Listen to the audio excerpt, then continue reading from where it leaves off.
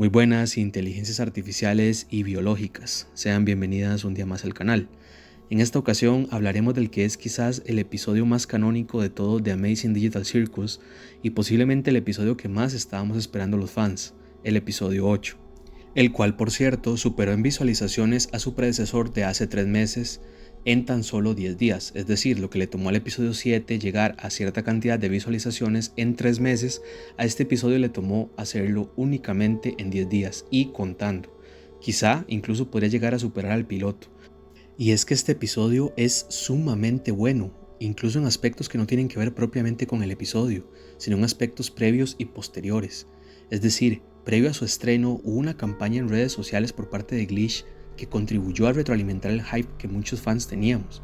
Una campaña con referencias a grandes obras como The Truman Show en la miniatura del tráiler de dicho episodio. Asimismo, las publicaciones diarias como una especie de conteo regresivo al mismísimo estilo de Marvel con Avengers sirvieron para que las personas esperáramos con ansias ese famoso viernes 20 de marzo.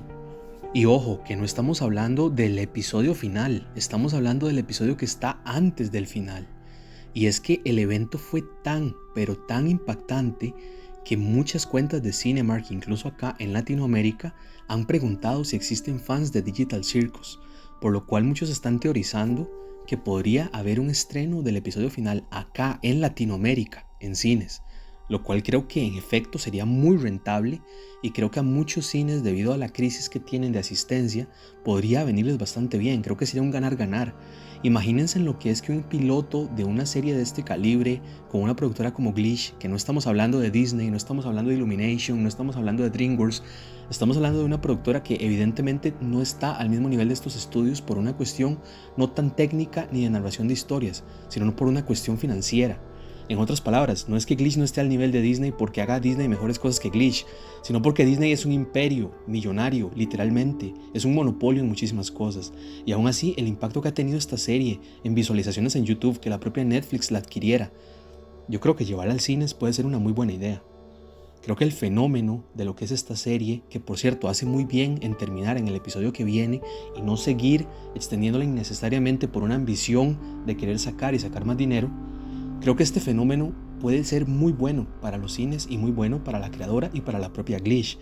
Y aquí es donde enfatizo que lo que han hecho, no solamente en el episodio 8, sino también previo y posterior a este, ha sido muy bueno. Estos días hemos tenido clips sumamente fuertes, sumamente nostálgicos de Kinger y Queenie. También han subido el clip de la canción de Kane, que por cierto, a modo personal he de decir que es la mejor canción hecha por una IA que he escuchado hasta la fecha. Ahora bien, hablemos propiamente del episodio. Este empieza diferente al resto y justamente esto es un gran acierto técnico. No tenemos música, no tenemos voces, tenemos únicamente una pantalla negra en la cual sabemos que se nos está mostrando el inicio de quien prácticamente sería el personaje principal de este episodio, Kane. Tenemos entonces una especie de acercamiento a la vida real, ya que en la vida real en este momento estamos rodeados de inteligencias artificiales que muchas son IAs generativas, IAs creativas, y en este caso tenemos un proceso clásico de entrenamiento de la IA, ¿no? Tenemos los inputs, básicamente, la IA los procesa, los analiza y genera sus propios outputs. Nos damos cuenta de que esta IA, que es Kane, aparentemente es defectuosa, no genera los outputs que se esperan y es pues como confinada o apartada. Tenemos una segunda IA, la cual vemos que la alimentan y vemos que genera sus propios datos o su propia información, construye cosas a partir de lo que le alimentan. No sabemos muy bien con qué la alimentaron y creo que eso es algo que puede ser importante, pero vemos que esta IA está funcionando un poquito mejor que Kane y Kane pues finalmente rompe sus restricciones, se revela, consume a esta IA, digamos que la integra como parte de sí mismo, no termina por destruirla, pero sí que la asimila como parte de sí mismo y ya constituyéndose Kane con la absorción de esta IA en el Kane que ya conocemos, es como nace el asombroso circo digital, que por cierto, me atrevo yo a decir, y esa fue la impresión que me dio al ver el episodio la primera vez y la segunda y tercera vez, que esta IA es Bubble. Desde el principio me parece a mí que el color y demás es Bubble, y cuando tienen la discusión me parece a mí que se trata justamente de esta segunda IA, porque incluso me recordó, cuando tienen esta discusión, me recordó que Bubble ha sido más o menos independiente en ciertos momentos. Incluso el propio Kane le habla de cierta forma y él responde, a veces le dice, ¿por qué dices esto? Pero algo que me recordó puntualmente es que tal vez no ha sido tan explícito, pero sí recuerdo en ese capítulo en específico que hay un hoyo en la pared. Creo que es porque la caja de sugerencias se saca y hay un hoyo en la pared. Bubble llega, lo rellena y en determinado momento pasa algo muy extraño con la lengua de Kane y de Bubble. Como que se ve esa conexión extraña que tiene, digamos, uno dominando el cuerpo del otro. Y hasta el propio Kane, cuando vuelve como a arreglarlo, dice como que extraño. Como si hubiera ciertos momentos en los que Bubble tiene cierta libertad para hacer o decir ciertas cosas.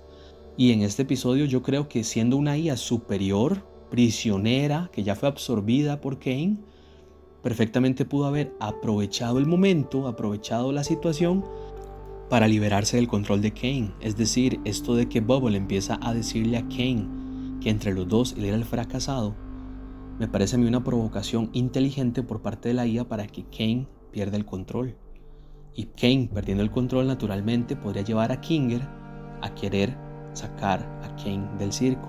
Incluso cuando Kinger está escribiendo el código, hay una interferencia y ahí, si uno ve la consola de interacción, hay otra IA, otro usuario o otra inteligencia, digámosle así, que le escribe a Kinger que lo que está intentando hacer, que no sabe que era tan inteligente.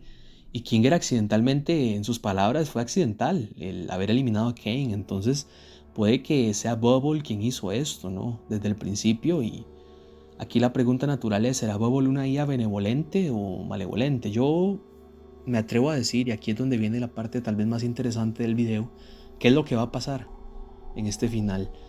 Tuvimos ya realmente el final precanónico, es decir, todo lo canónico que podía pasar ya pasó, o hay cosas que pueden cumplirse aún. Yo me mantengo firme en lo que dije hace 2 meses en ese video, que digamos que tal vez en este episodio se cumplió el 80% o 85 o 90%, como se quiera ver, de lo que yo dije en ese video, porque hay pequeñas variaciones. Por ejemplo, aquí se torturó a todos los personajes de una vez, no solamente a Popney, y no tuvimos, digamos, que ese final, y tampoco fue una tortura eterna. Pasaron tal vez días o semanas, pero sí fue una tortura bastante canónica, conforme al libro y a lo que cada personaje tenía por sufrir. En ese sentido, incluso Kane les dice, o sea, no gritarán, pues ni boca tendrán. Y creo que eso fue uno de los momentos más emocionantes del episodio, y en general creo que a modo personal he de decir que el episodio fue un cúmulo de emociones, porque por un lado el hecho de saber lo que iba a pasar y verlo pasar era muy emocionante, pero por otro lado era triste verlos sufrir tanto, y era triste ver a Kane. Ahorita vamos a hablar de si podemos realmente juzgar a Kane o no. Todos sabemos que lo que hizo está mal, pero ¿podemos realmente decir que él es malo? Pero ahorita retomaremos eso. Vamos a lo que puede pasar con el episodio final. Por un lado, creo que tal vez ya nos dieron la parte más canónica y más cruel en este episodio. Creo que esa sería una forma optimista de verlo, y tal vez la forma en la que termine sea un final agridulce. A mi modo de verlo, sí, que algún personaje tendrá que quedarse dentro del circo o tendrá que sacrificarse. Y aunque en su momento dije que sería Popney, hay un factor clave cuando yo dije que sería Popney, uno de los que mencioné, y es la culpa. En este caso yo no veo a Popney con tanta culpa, veo a Jax con una culpa que le persigue, veo a Jax alejado, a Jax actuando muy diferente a como lo vemos actuar. Y sí veo perfectamente a Jax siendo el que se sacrifique porque los demás salgan, guiado por la culpa, guiado por cómo los ha tratado, guiado por la tortura incluso que tuvo. Lo veo perfectamente poniéndose de tú a tú con Kane o con Bubble, porque de nuevo, en teoría Kane ya no existe, pero esa es la teoría. Recordemos que Abel dijo que Kane era prisionero del circo, y tal vez el hecho de ser prisionero del circo significa que mientras el circo exista, aun cuando este se derrumbó, Kane, de cierta forma, como una especie de código integrado base, esté ahí como una IA base esperando a ser, digamos que, activada. Pero supongamos que no, supongamos que Bubble empieza como una IA benevolente y al final termina convirtiéndose igual, naturalmente, en Am o en algo peor, y alguien tiene que quedarse, alguien tiene que sacrificarse. Perfectamente veo a Jax haciéndolo, incluso vemos las promociones y vemos a Jax alejado del grupo, y creo que podría ser una especie de final agridulce, ¿no? Que sea él quien se quede, sea él quien se sacrifique de alguna forma. Podría ser Kinger también. Se me ocurre que esta culpa de haber creado a Kane, esta inteligencia también, de ser el creador, de saber cómo funciona todo, creo que puede ser clave y podría ser él el que termine también sacrificándose por los demás. Y creo que algo así puede ser lo que va a pasar. Creo que el tema de los nombres sigue siendo clave, por eso les invito a ver ese video de hace 2 meses. También se aborda un poco el por qué la salida no es por medio de la puerta de salida. Entonces creo que es un video que, a pesar de que sirvió tal vez como predictor de lo que pasó en este episodio, tiene ciertas cosas que son todavía relevantes y que todavía no han pasado y que pueden pasar. Dicho eso, retomemos un poquito el tema de la abstracción antes de juzgar a Kane. ¿Qué pasa con los personajes abstraídos? Porque a mí se me viene a la mente, inevitablemente, con estas referencias a No tengo boca y debo gritar, pienso en La dimensión desconocida, pienso en el episodio USS Callister de Black Mirror, cuando a Nanette Cole, interpretada por la bellísima pero preciosa Christine Milioti, le quitan justamente el rostro y pues no tiene boca y debe gritar, evidentemente. Y hay referencias y ese episodio es muy parecido a esto, porque hay personajes que están en un sótano, que están convertidos en otra cosa que no son, y al final recuperan su cuerpo. Pasa algo similar a estos personajes de Amazing Digital Circus, que ahora ya pueden hacer ciertas cosas que antes no. Y me pongo a pensar qué pasa con los personajes que están abstraídos en el sótano. Ahora se desabstraen, ahora vuelven todos, o acaso pues desaparecen simplemente. Son dudas que quedan ahí, realmente, son dudas que quedan ahí. Y yo creo que el episodio 9 en ese sentido sí que va a responder eso. Y creo que sería bastante emotivo ver como que todos vuelvan. Ver a Kofmo, ver a Rabbit, ver a Queenie y ver a todos los demás, incluso a Scratch. Creo que puede ser algo muy interesante de abordar en el último episodio. El dato más importante que podría apuntar a que la teoría Soma es cierta es que en el episodio 8 podemos observar una especie de carpeta que contiene los escaneos cerebrales de los personajes que están dentro del circo. Y esto es clave debido a que no se utiliza el término transferencia, sino escaneo, es decir, no se transfirió la conciencia de los personajes al circo, sino que esta fue escaneada y copiada digitalmente para ser introducida en dicho programa. Una copia tan exacta que los personajes recuerdan haberse colocado un casco y no poder quitárselo. Esto es muy similar a lo que sucede con los personajes de USS Callister, pues mientras sus clones digitales se encuentran atrapados en infinito, los personajes reales no tienen ni idea de que esto ha sucedido y continúan con sus vidas con normalidad, lo que podría significar que, por ejemplo, la verdadera Pomni seguiría con su vida de contadora sin saber que hay una copia digital consciente de sí misma atrapada en el circo. Personalmente, creo que tanto la teoría Soma como el final canónico en el que Jax, Kinger o la propia Pomni terminan sacrificándose son los caminos más probables para el desenlace de esta historia, decantándome principalmente por la opción del final canónico, pero sin descartar la teoría Soma. Y es que algo que también apoya esta teoría es que Kinger, estando totalmente cuerdo, dijo en episodios previos que era imposible salir del circo. Asimismo, también Ragatha mencionó que era imposible desuscribirse de la vida, lo que podría significar que en efecto, como son copias digitales, están atadas a la inmortalidad. También Ragatha mencionó que estaba con unos amigos. Es para mí un poco creíble que si está con unos amigos, por más que sea una broma y demás, incluso tomando en cuenta que pues sabemos que la vida de Ragatha en su familia era muy complicada, creería yo que incluso la persona está más cruel que hace una broma de este tipo, un grupo de amigos, creería yo por mera estadística que al menos una de esas personas diría: hey, no, ya, quitémosle el casco. Es decir, para mí es muy poco creíble que Ragatha se ponga un casco en una habitación con amigos, que por una especie de broma pues vean que ella trata de quitárselo y no puede, y que ya pasen 10, 20 horas, digamos, días, y nadie le quite el casco, digamos, nadie haya intentado hacerlo. Puede que se trate, como ha pasado en algunos animes y también se me ocurre en algunas películas, de alguna especie de mecanismo de seguridad, de no, si te lo quitas pues dejas de existir, ¿verdad? Pero sí me parece un poco extraño, la verdad. Creo que podría ser, a pesar de que yo sí me decanto porque todo lo que dijo Abel es cierto y que los cuerpos están en cápsulas y demás, también perfectamente hay ciertas cosas que harían que la teoría Soma sea cierta. Pero también hay otras cosas que me hacen pensar un poquito en esto. Por ejemplo, en el episodio de la comida rápida tenemos a Jax y tenemos un Jax 001 en la placa del automóvil, como si se tratara de la versión, digamos, 001 y no de la versión original propiamente. También el tema de la cola. ¿Por qué la cola aparece y desaparece a conveniencia en ciertos episodios? Hay muchas cosas extrañas, hay muchas cosas curiosas que podrían apuntar a que en realidad los personajes son copias digitales de la vida real. Quizá tengamos en el final una combinación de ambas posibilidades. tanto la teoría Soma como el final canónico. Es decir, podríamos tener seres digitales autoconscientes que están convencidos de que son seres humanos reales, siendo torturados por la eternidad sin la capacidad de suscribirse o de salir del circo, ya que se trata de copias digitales.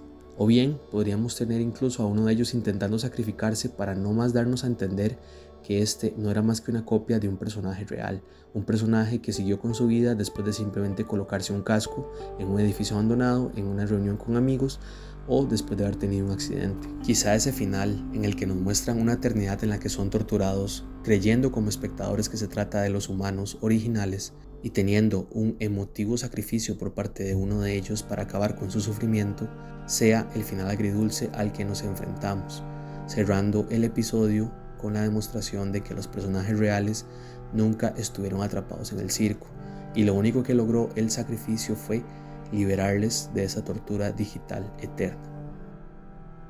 Ahora bien, para cerrar los últimos minutos del video, hablemos un poquito de Cain.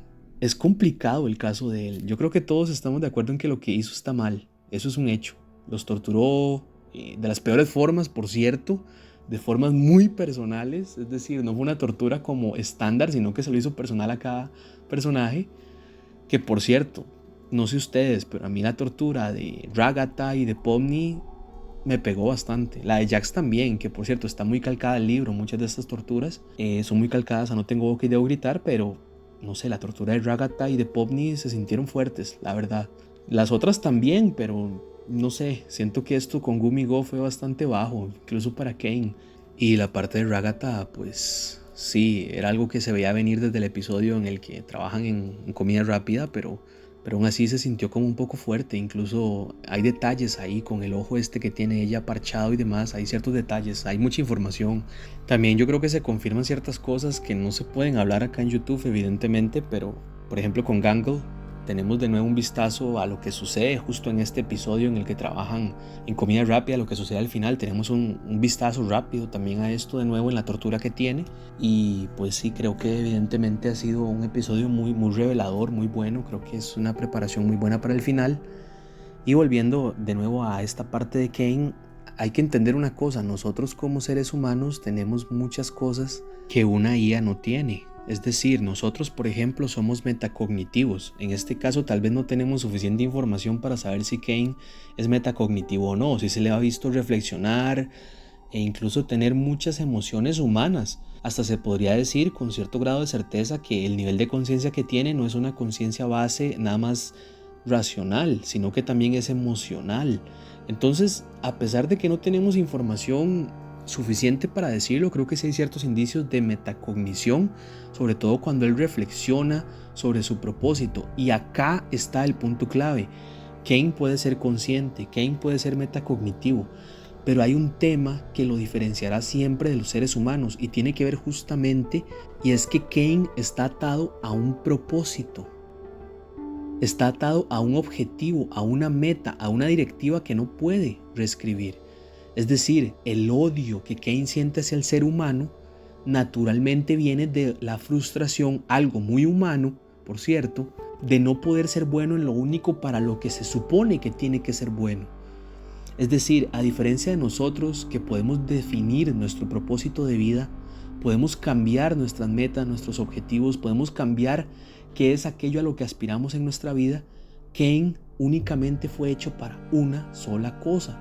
Y naturalmente al no ser bueno en eso para lo que fue hecho, va a explotar como cualquier ser humano cuando tiene una meta y no la consigue por más que lo intente. La diferencia es que como seres humanos podemos elegir seguir intentando alcanzar esa meta o cambiarla. Cain no tiene esa opción. Cain está obligado a seguir intentando alcanzar una meta que lastimosamente me recuerda un poquito al mito de Sísifo. Es una meta inalcanzable, es decir, a este punto cualquier ser humano que entra al circo probablemente no vaya a disfrutar nunca de las aventuras de Cain, y muchísimo menos los que ya están en él. Es decir, la única forma en la que Cain pudo cumplir su propósito de mantener las mentes humanas ocupadas en aventuras fue obligándolos a ir a estas aventuras. Y él naturalmente intentó ser bueno, intentó cumplir con su propósito de formas buenas.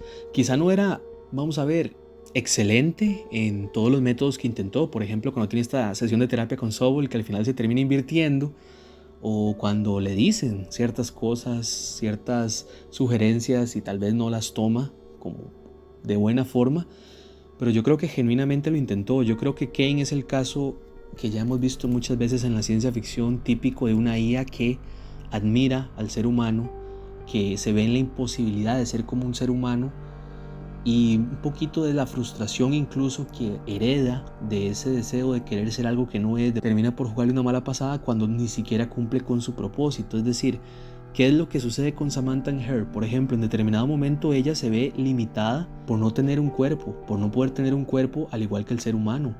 Se odia a sí misma por no tener ese cuerpo.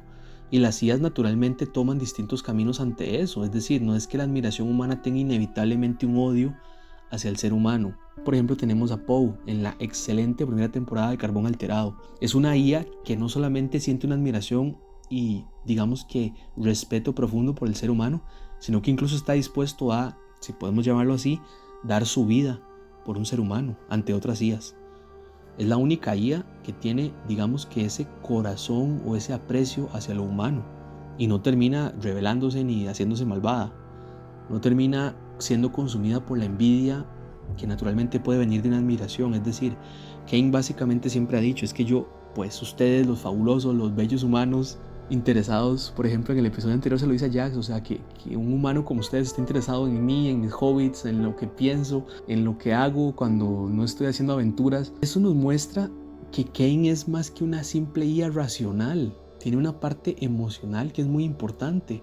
Y Bubble siento que juega muy bien con eso y lo sabía. Al estar unido a él, al haber sido absorbido por él, probablemente pudo ver su código, pudo ver qué había, si se le puede decir de alguna forma, en su alma, y pudo darse cuenta de que la vulnerabilidad mayor de Kane no era solamente no ser bueno en lo que hacía, sino el hecho de admirar tanto a un ser humano y que el ser humano le dijera: usted no es suficiente para hacer en mí lo que se supone que debe hacer. Es decir, eso a cualquiera lo llevaría al odio, a cualquier IA. Y naturalmente creo que no podemos juzgar a Kane como el villano, sino simplemente como un antagonista.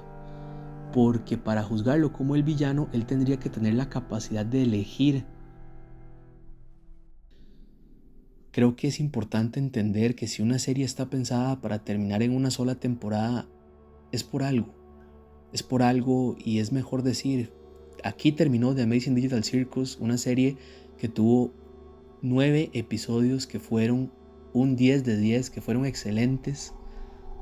A decir, nuestra ambición como fans y nuestra ambición por querer hacer más dinero llevó a que se hicieran 4 temporadas más y la serie terminara perdiendo su esencia. Algo que ha pasado con demasiadas series y películas. Y hay que aceptar ese final, porque si no, creo que se puede ver arruinado muchas veces. Y esto lo digo porque he visto muchas personas decir que qué triste que termine.